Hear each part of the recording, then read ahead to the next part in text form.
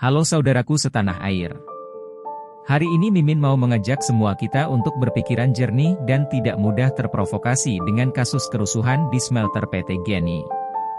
Beberapa hari ini, Mimin melihat banyak sekali video-video provokasi yang mencoba untuk mengadu domba kita dengan TKA, dalam hal ini adalah Cina. Mimin mau membahas ini dengan hukum sebab akibatnya. Menurut pendapat Mimin, apa sih sebabnya? Kok bisa ada kerusuhan ini? Dari beberapa tahun ke belakang, Indonesia sudah mulai menyetop ekspor nikel untuk diolah di dalam negeri, agar kita mendapat nilai tambah dari bahan mentah tersebut dan dapat membuka lapangan pekerjaan yang masif. Dari kebijakan itu, ada pihak yang merasa dirugikan.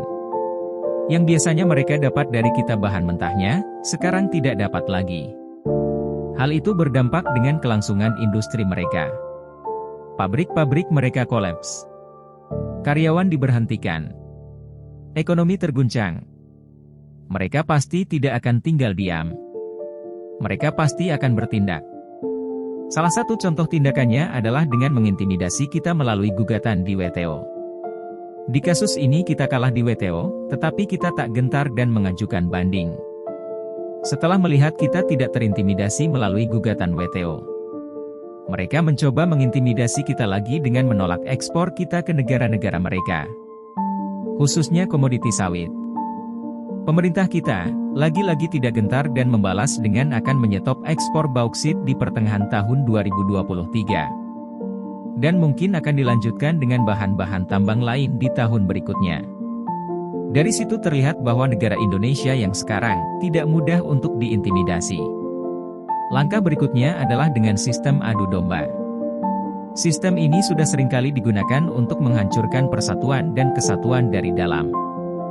Dari zaman kerajaan, kita sudah terlalu banyak menderita dari sistem adu domba ini. Banyak kerajaan-kerajaan besar hancur dikarenakan adanya perang saudara. Di zaman penjajahan, adanya istilah pribumi dan Cina. Apa sih tujuannya? Agar kita tidak bersatu. Lebih bagus lagi kalau kita perang saudara. Penjajahlah yang bahagia, ada tontonan gratis.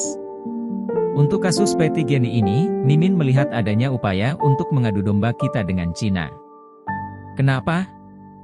Karena saat ini cuma Cina yang mau membangunkan kita smelter berikut teknologinya untuk kita.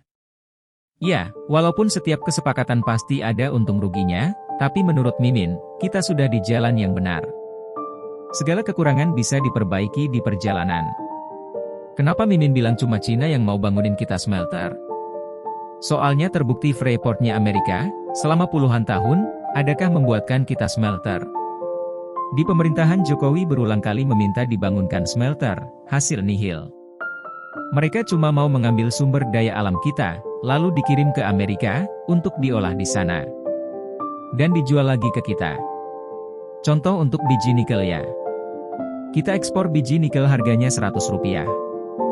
Terus kita beli baterai jadi dari mereka seharga Rp100.000. Miris tidak?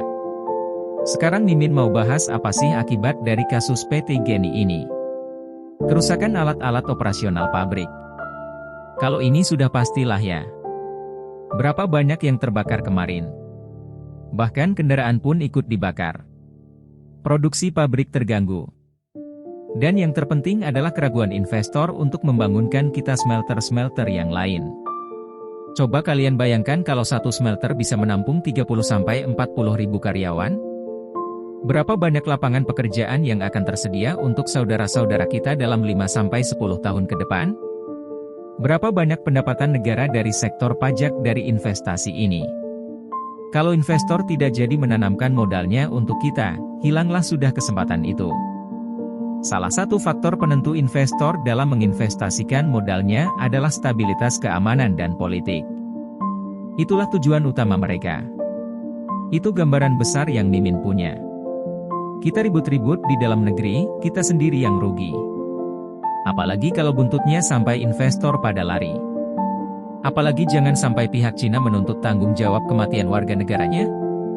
Udah putus kerjasama, malah jadi musuh.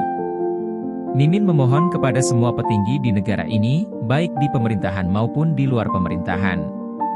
Seperti tokoh politik, tokoh agama, tokoh masyarakat, kalangan media, untuk bersatu, bersama-sama membangun bangsa ini. Jauhkan dari segala macam perpecahan baik dari dalam maupun luar negeri. Sekian dari Mimin untuk video ini. Untuk ada salah-salah kata yang Mimin ucapkan baik yang disengaja ataupun tidak disengaja, Mimin meminta maaf. Oke. Sampai jumpa di video selanjutnya. Majulah Indonesiaku.